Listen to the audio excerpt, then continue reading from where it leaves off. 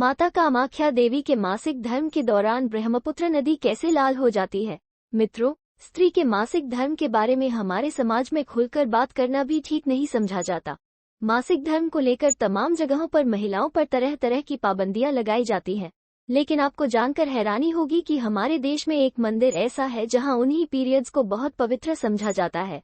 मित्रों, जैसा कि सभी जानते हैं कि मासिक धर्म को लेकर महिलाओं पर तरह तरह की पाबंदियां लगाई जाती हैं, लेकिन हमारे देश में एक मंदिर ऐसा है जहां मासिक धर्म को बहुत पवित्र समझा जाता है। रजस्वला यानी स्त्री का मासिक धर्म से होना एक स्त्री की पहचान मानी जाती है। मासिक धर्म उसे पूर्ण स्त्रीत्व प्रदान करता है, लेकिन फिर भी हमारे समाज में रजस्वला स्त्री को अपवित्र माना जाता है। महीने के जिन दिनों में वो मासिक चक्र के अंतर्गत आती है, उसे किसी भी पवित्र कार्य में शामिल नहीं होने दिया जाता। उसे किसी भी धार्मिक स्थल पर जाने की मनाही होती है।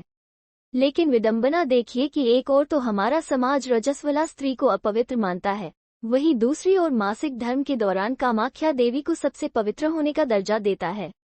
यह मंदिर तांत्रिक सिद्धियां प्राप्त करने के लिए प्रसिद्ध है। यहाँ तारा, धूमवती, भैरवी, कमला, बगलामुखी आदि तंत्र देवियों की मूर्तियां स्थापित हैं। हम बात कर रहे हैं कामाख्या देवी के मंदिर की। ये मंदिर असम की राजधानी दिसपुर से करीब 6 किलोमीटर की दूरी पर स्थित नीलाचल पर्वत पर है और 51 शक्तिपीठों में से एक है। मान्यता है कि इस स्थान पर देवी सती का गर्भ और योनि गिरी थी। इस वजह से यहाँ माता रानी 3 दिनों तक पीरियड्स होते हैं और उन दिनों में मंदिर की शक्ति कहीं ज्यादा बढ़ जाती है। नदी हो जाती है लाल। हर साल जून महीने के दौरान देवी अपने मासिक चक्र में होती हैं। इस दौरान यहाँ मौजूद ब्रह्मपुत्र नदी का पानी लाल रंग का हो जाता है।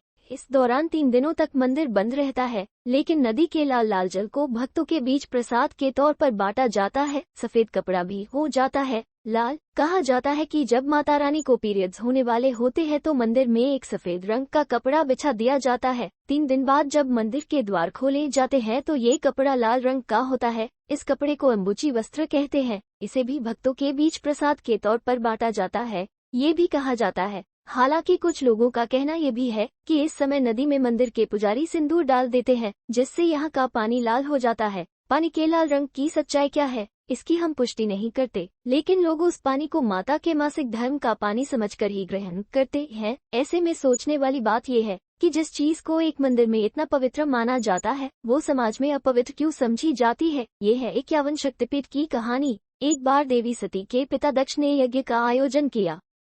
उस यज्ञ में उन्होंने सबको बुलाया, लेकिन सती को नहीं बुलाया। शिवजी के बार बार मना करने के बावजूद सती बिना बुलाए उस यज्ञ में अकेले ही शामिल होने चली गईं।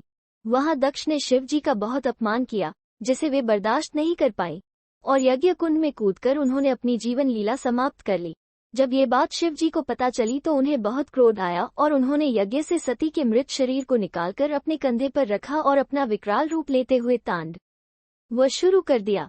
भगवान शंकर के क्रोध को शांत करने के लिए विष्णु जी ने अपने सुदर्शन चक्र से देवी का शरीर कई टुकड़ों में बांट दिया।